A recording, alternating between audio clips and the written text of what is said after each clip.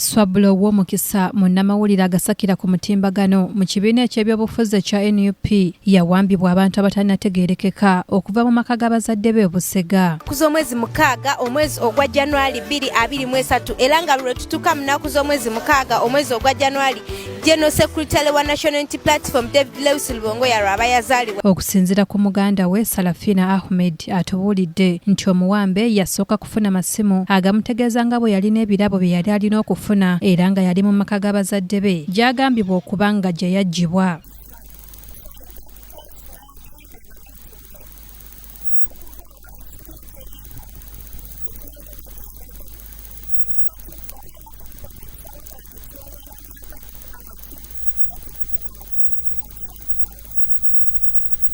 Ono agamba nti okuva ku lunaku olwo tebaddangamu kumulabako era nga nnyina olwafuna amawulire gano yazirika nga kati ali mu mbeera mbi.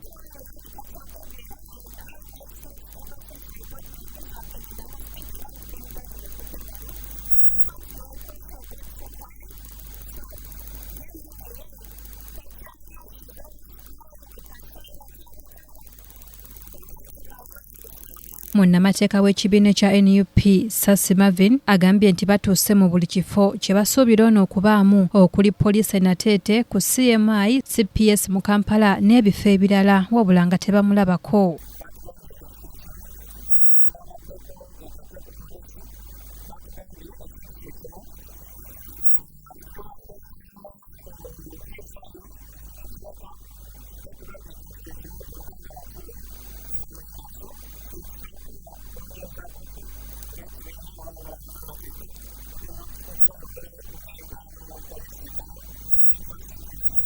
Y'omwogezi wa poliisi mu Kampala n'emiriraano Patrick Onyango agambye nti tebannamanya mayitire g'ono wabula muganda wa Swabula Ahmed Salafina yagambye nti gavumenti eno erina obuvunaanyizibwa okukuuma bannansi era baagala omuntu waabwe.